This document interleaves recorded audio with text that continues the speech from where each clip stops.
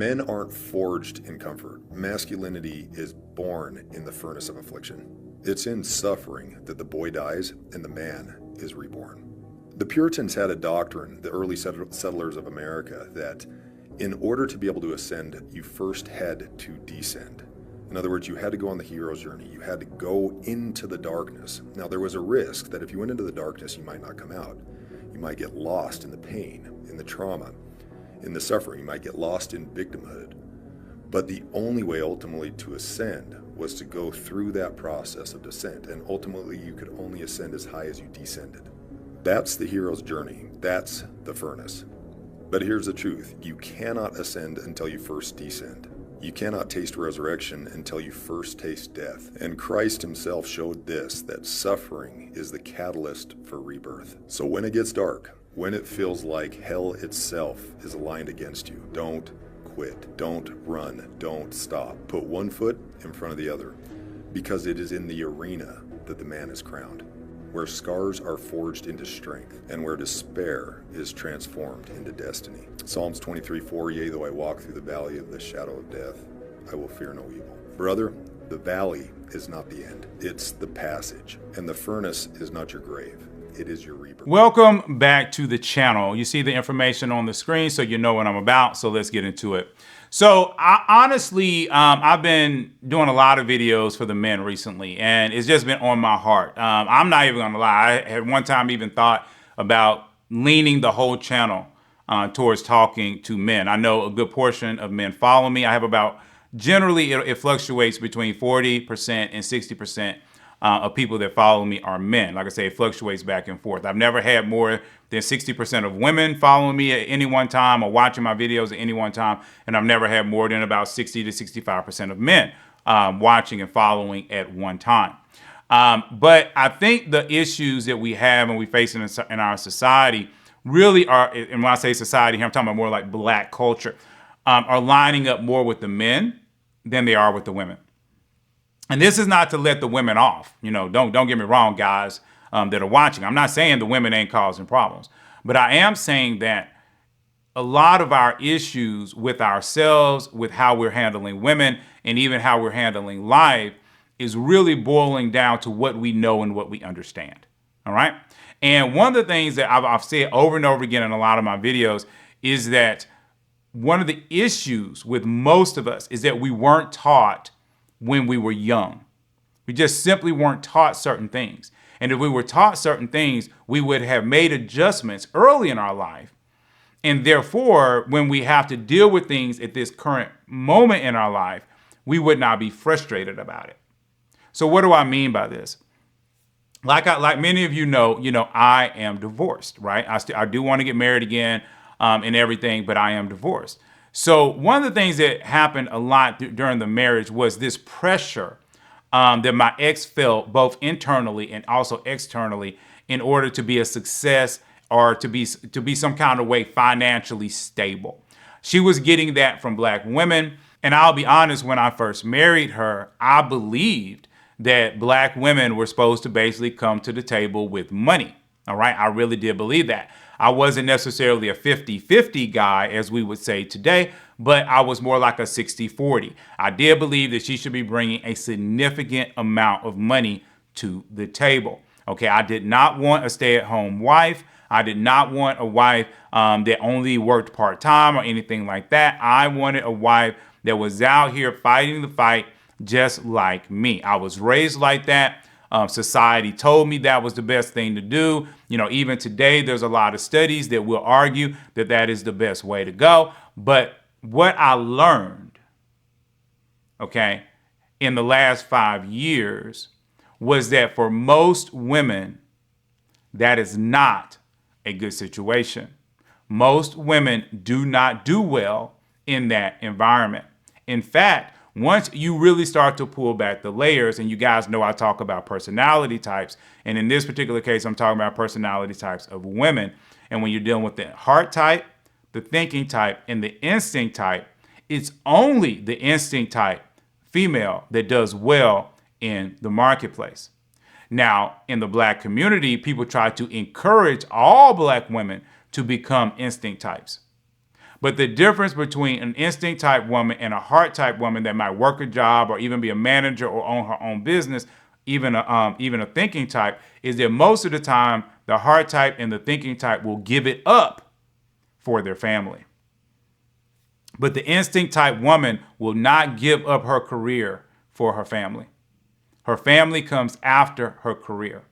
And generally, what you notice about instinct type women is that what they do is their alignment is exactly the alignment of men. Like I always encourage men, you put God first.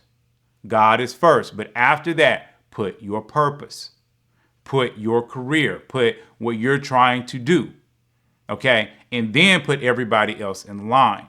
And even though I do say lean over, bend over backwards for your wife, make sure you're doing good for your wife. Remember to lead like Jesus. Okay. And I will always say that. So this is not negating your wife, right? But I always say put your purpose first. In fact, when you go to most men's channels that talk specifically to men, that's what they're telling those men to do. Put your purpose first. Well, the instinct-driven woman does exactly that. She puts her purpose first, i.e. her job, i.e. Wherever she's a boss. That's why you get these boss chicks. And then she puts her family. And while I'm not saying that those women are bad, okay, because there's a lot of good to those, because I do believe that those are more of the women that are more like the Proverbs 31 woman, all right? So I'm not saying those women are bad, but those women fight a different type of mental and emotional fight than the other two groups, right? So for me, because I know of the type of woman I'm attracted to and different things like that, at this point in my life, I want to have enough money where I can be that 100% guy. And if not 100%, maybe I can do an 80-20 or 85-15, where the woman doesn't feel the pressure to have to bring in any money. All right. Now, it took me a long time to come to that conclusion. All right. That was me dating different women, seeing their struggles, seeing what other people out here were saying. And it bothered me in the very beginning because I had to wrap my mind around it. But the more I thought about it, the more it made sense. It was very logical, right? And I am a very logical person. So now let's track back, get to what he is saying so I can get to what my point is in this video. A lot of men, what you're doing right now is you're trying to navigate based off bad information and bad advice that was given to you when you were young. One of the things that I've been trying to get men to do is to level up. The main two areas I want you to level up, number one is money. Number two is health. Money, then health. Those are the two ways I want you to level up. I don't want you to level up in being able to talk to women. I don't want you to level up in being able to get, all these women to have one night stands with you or whatever. That is really small stuff. If you get the first two, even though it's a Christian channel, you'll get the other. So you're going to get the wife if you can get the first two. Okay, there is other things to get women, but you got to get the first two first. But again, a lot of men would think, well, you're just talking noise, man. It's hard out here, man. I got this, I got that. And the reason why, again, you're feeling that way is because you're trying to make money with your body, with your literal physical self, right? And there's only so many hours in the day. And I'm just going to break it down for you. And I'm sorry if this hurts anybody's feelings, but the person that is the literal laborer, the person that is literally doing the physical work, that is the person that gets paid the least. It's always true. Okay? Throughout history, that is the person that gets the least. The person that gets the most is the person that uses their mind. And even right out here on YouTube, there are so many channels that will teach you how to make money. Whether you're making that money in real estate, whether you're making that money in stocks, whether you're making that money through some other kind of business. I've told you all before, okay, I work from home, right? Okay, so my 9 to 5 is from home. And when I I always run into a situation of food. Food is important. And while I can cook, because, women ask me all the time, can you cook? I can cook, but I do so many other things that I'll be honest, I want a woman to cook. That's one of the things I look for in a woman. Can she cook? But until I get to that point, I still need to eat. And I need to eat nutritious food. So there's a lot of people like me, right? So if you ask to go out there and you say, hey, I will make food for you. Okay, I will bring you a meal. It'll cost $10. It's going to be healthy, blah, blah, blah. I'll bring it to you every day, or I might bring it to you on Monday. I'll bring you enough to last you Monday and Tuesday. Then I'll come up again on Wednesday. That'll be for Wednesday and Thursday, blah, blah, blah. You can make a business out of that. There was a lady actually at my church. I actually used her for a while. She's just so far from me now that I don't use her anymore because I didn't move. But the bottom line was I was coming to her all the time. And she was all on her Instagram, because how people do their little stories. And she literally had a story talking about, oh, yeah, I just reached 150,000. And she was throwing up money and all laying up on a bed and had a cute little outfit on and everything because of all the money that she was making. And see, at that point, that's when she can hire laborers and she can split off. And see, that's the whole point that I'm trying to make. There's not an excuse. There's no excuse, guys. Because whatever it is that you're going through right now, you can make the change. Now, let's get off of money and let's get back to it. A lot of you, okay, guys, and this is not to hurt you. I'm not trying to hurt your feelings. But I'm trying to be real with you. A lot of you were babied by your mom. And it's evident in a lot of the things that I hear men say. Well, why I got to take care of her? Why I got to deal with this? Why I always got to be the one, to do without or to do this or to do that? Because you're the man. That's why. Jesus says straight up, if you want to lead, you have to be the person that takes the least. You get the least if you want to lead. Now, this is talking about from a spiritual perspective. We're not talking about financial anymore. We're talking about a spiritual perspective. So if you want to be first, you have to be last. You want to be the head of your household? You want to rise up as a real man? Okay, now you have to make sure everybody in your household is fed before you eat. That they're clothed before you get your clothes. That they get all their Christmas gifts before you get yours. See, real men, that's how they talk. They're not babying and whining over whether or not their girlfriend bought them something that they wanted for Christmas. Because honestly, if you all that in a bag of chips, you're going to go get it for your damn self. And see, that's the key. For me, I don't need a woman to buy me nothing. Not a thing. And I don't date women that's what they do. And I've had, and it's been some confusion with some women because they so used to what I call, a lot more feminine men that want them to buy them stuff, and they sit in the passenger seat while you're driving and all this other kind of stuff. I don't do that kind of stuff. And I've even had people in the comments and they want to say, well, I let my woman drive me around and blah, blah, blah, blah, blah.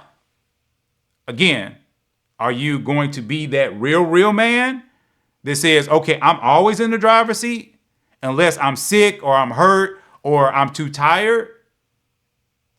Because see, that's the difference in manhood.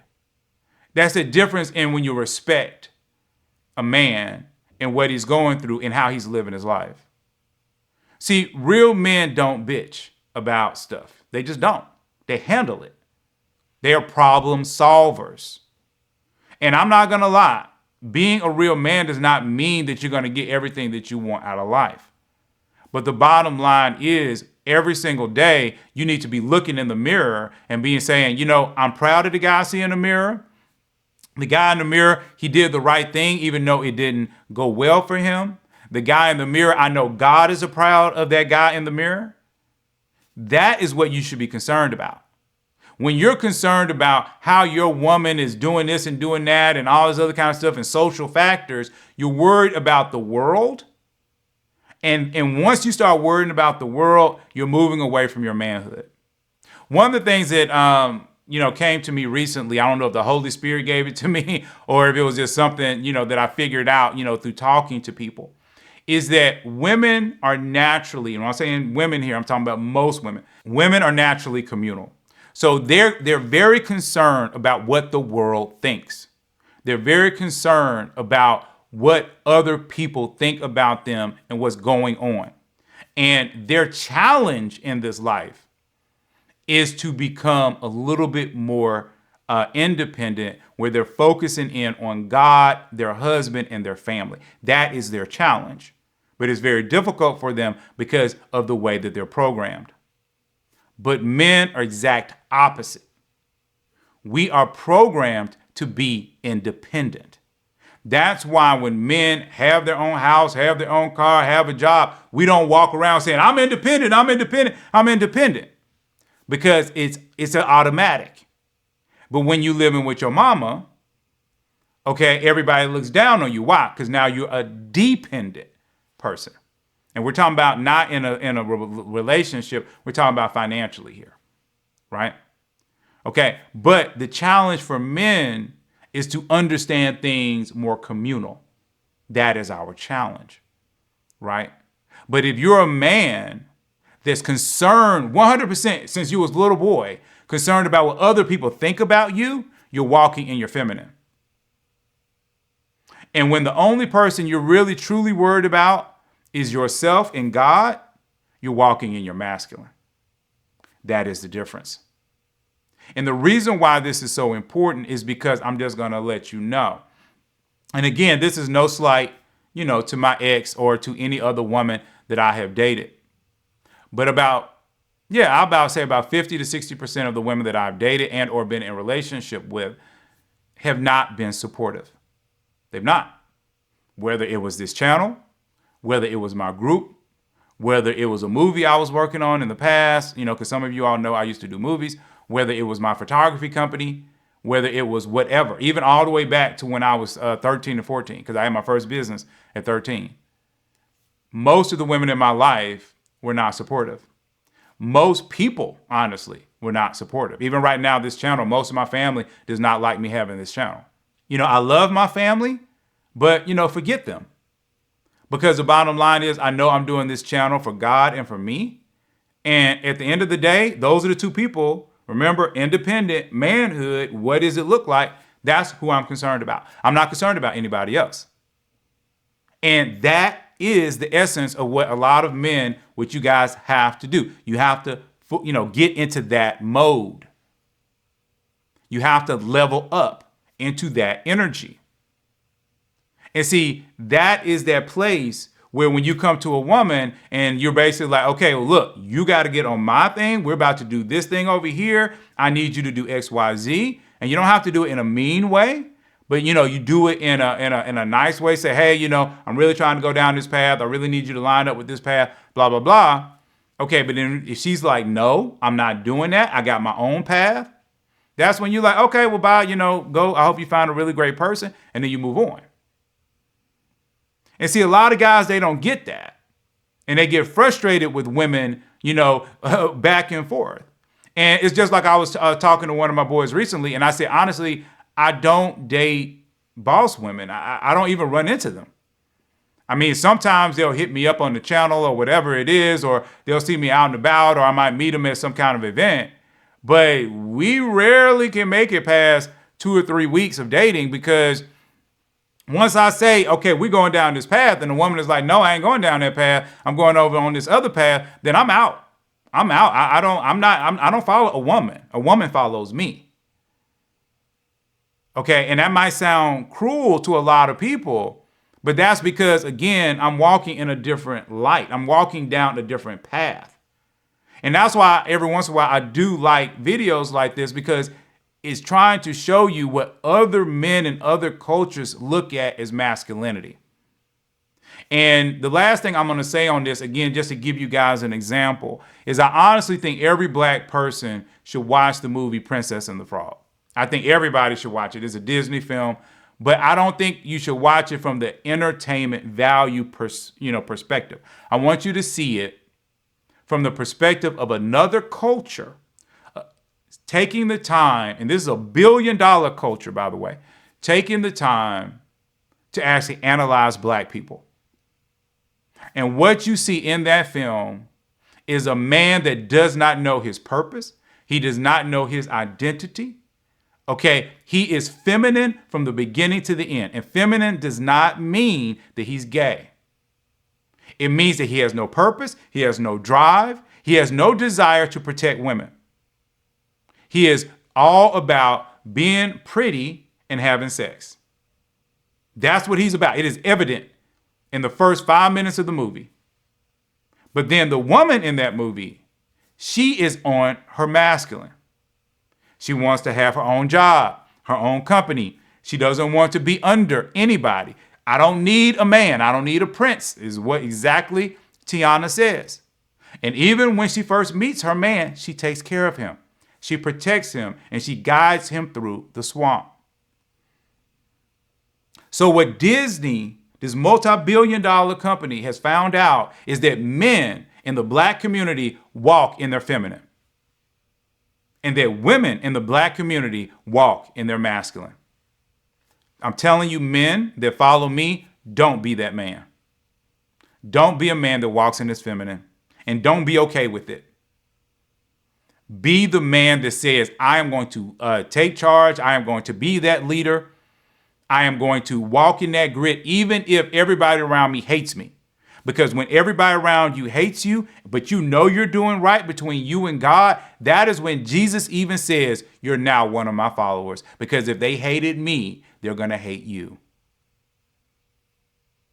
Anyway, every other Thursday, we do Thursday Talk, so please come out for that. Also, I am looking for, like I say, 10 men here in the Atlanta area, ages 25 to 40. I want to start putting men on display. I believe that honestly is the best way for women to find you. I'm just asking for the men to, number one, be Christian. And then number two, I want you to have the desire to be married within the next 24 months. And I know a lot of men might think that's too fast, but honestly, if the woman of your dreams came in front of you right now, if you are a real man and you're about your business, you would be ready to marry her before 6 months.